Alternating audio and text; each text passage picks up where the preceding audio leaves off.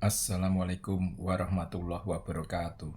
Salam sejahtera bagi kita semua. Om Swastiastu, Namo Buddhaya, salam kebajikan, Rahayu.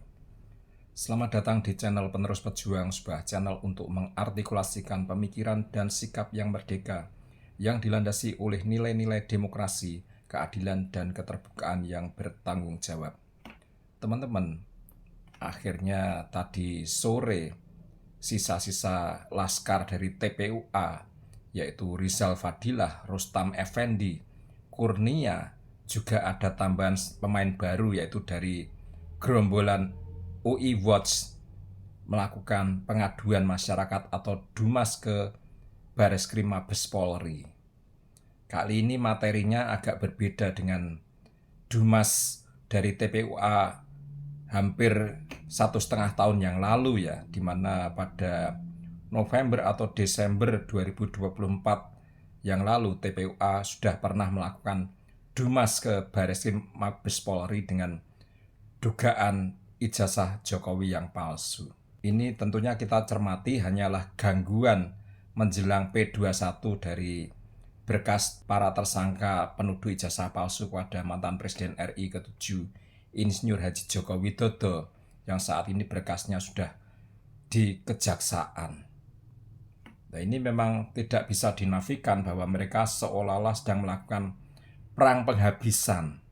Siapa tahu untung-untungan itu yang pastinya dilakukan oleh mereka.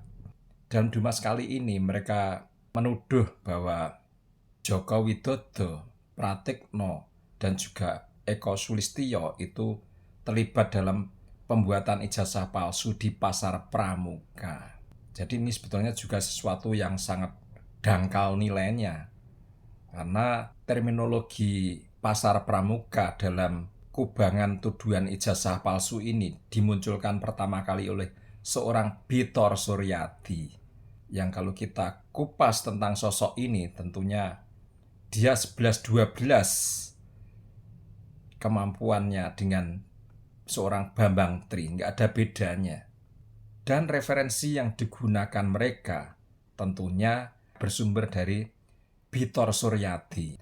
Nanti mungkin akan kita kupas apa yang pernah dilakukan oleh Bitor Suryadi, apa dan siapa, dan juga gerak langkah dari Bitor Suryadi akan kita kupas dalam konten yang lainnya. Tentunya akan banyak menimbulkan kernyitan di dahi kita, mungkin juga akan menimbulkan tertawa, karena memang Bitor Suryadi itu ya varian lain dari Bambang Tri lah, seperti itu.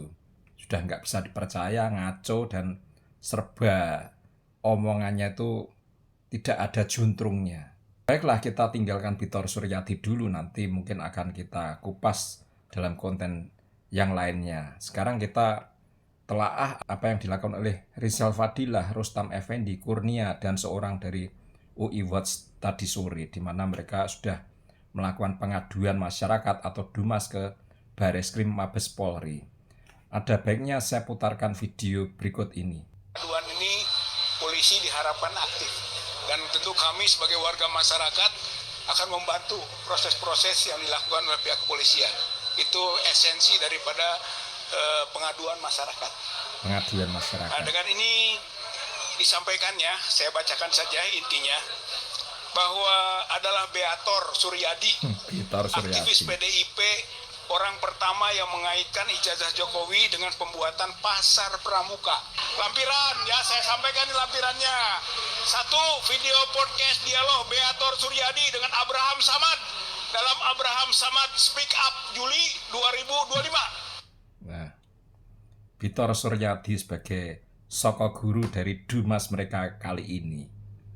Itulah sisa-sisa laskar TPUA plus UI Watch. Ini mereka jelas-jelas hanya ingin mengganggu proses menjelang P21. Untung-untungan. Kenapa mereka memilih Dumas atau pengaduan masyarakat? Nah, ini perlu kita ketahui. Pengaduan masyarakat itu berbeda dengan laporan polisi.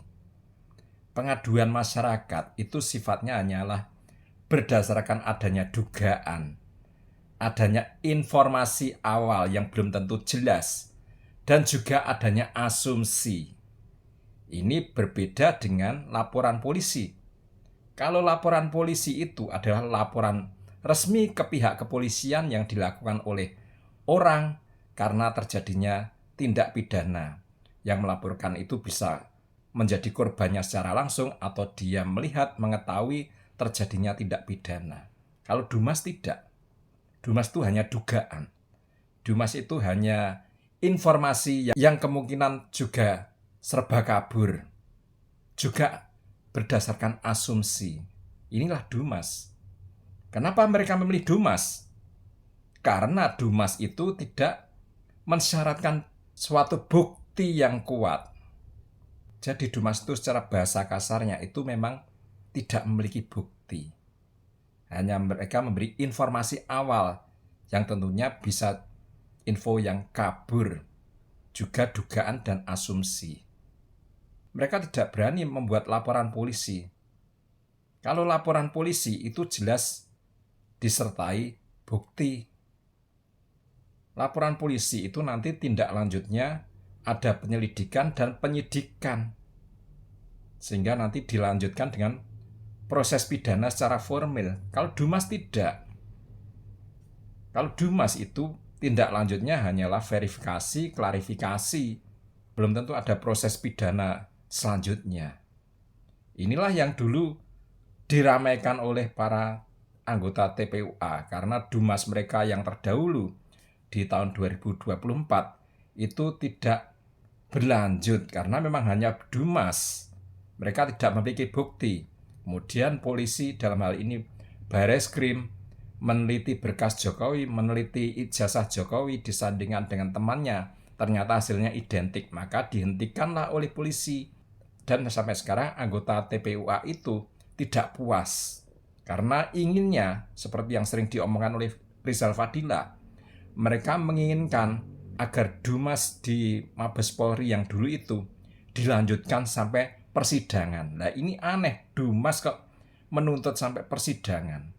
Dumas itu ya seperti yang saya katakan tadi, informasi, dugaan, asumsi. Nah itu nanti polisi tugasnya untuk klarifikasi, verifikasi, dan meminta dokumen. Dan itu sudah dilakukan oleh Bareskrim Mabes Polri, hasilnya ijazah Jokowi identik, makanya dihentikan. Kemudian setelah itu gantian Jokowi di bulan April itu melakukan pelaporan terhadap mereka itu, termasuk trio RRT yang muncul belakangan. Itu kronologinya seperti itu. Kembali kepada Dumas tadi, sisa-sisa Laskar TPUA plus UI Watch ini memilih Dumas karena memang mereka tidak memiliki bukti kuat. Mereka hanya berdasarkan asumsi, dugaan, informasi yang belum tentu jelas. Bisa informasi kabur, apalagi yang dijadikan referensi utama adalah seorang Bitor Suryadi. Itu nanti akan saya bahas di konten saya berikutnya. Mereka pun karena tidak memiliki bukti, mereka melakukan Dumas. Demi apa? Demi untuk menghindarkan laporan balik. Karena kalau mereka melakukan laporan polisi, tidak memiliki bukti kuat, itu nantinya mereka justru bisa dilaporkan balik dengan pencemaran nama baik, fitnah, laporan palsu. Makanya mereka memilih Dumas. Itu perlu kita pahami. Mengapa mereka memilih Dumas? Ya hanya untuk mengganggu saja. Bahasa kasarnya seperti itu. Hanya untuk mengganggu proses menjelang P21. Itu sudah jelas sekali. Motif mereka sebetulnya hanya itu. Mereka hanya coba-coba. Itu. Namun demikian, Dumas ini pun menguntungkan bagi mereka. Sebab apa? Dengan mereka melakukan Dumas, dalam hal ini sebagai teradu, yaitu Jokowi, Pratikno, dan Eko Sulistyo, itu sudah mengalami kerugian. Karena mereka melakukan Dumas tujuannya memang untuk membentuk opini publik, membentuk persepsi publik. Itu loh. Jadi yang terdumas ini, mau tidak mau, reputasinya sudah terdowngrade. Karena mereka benar-benar sudah dipersepsikan oleh mereka di hadapan publik. Bahkan bisa jadi muncul stigma, labeling.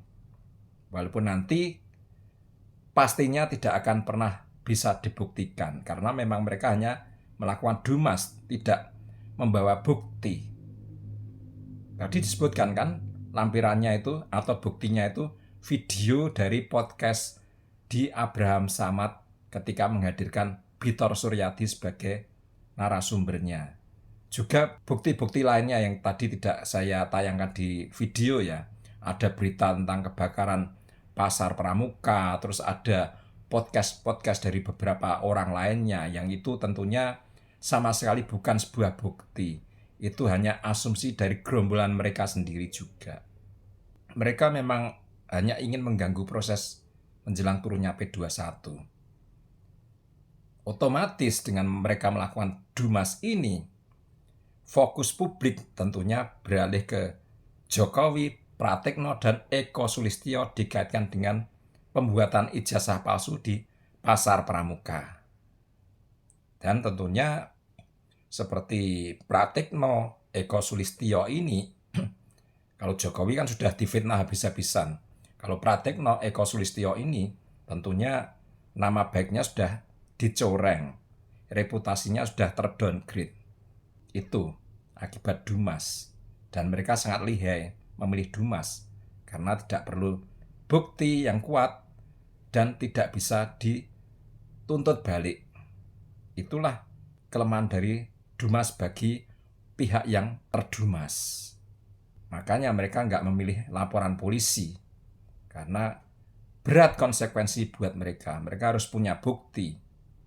Kalau mereka tidak memiliki bukti yang kuat, pada akhirnya tidak terbukti, maka mereka bisa diancam dengan pasal laporan palsu. Bisa dituntut pencemaran nama baik, fitnah, dan lain sebagainya. Itulah dumas yang dilakukan oleh sisa-sisa Laskar TPUA plus UI Watch pada sore tadi. Demikian info singkat saya kali ini, mudah-mudahan memberikan manfaat bagi kita semua. Mohon maaf bila ada kata-kata yang salah, tetap semangat dan salam merdeka.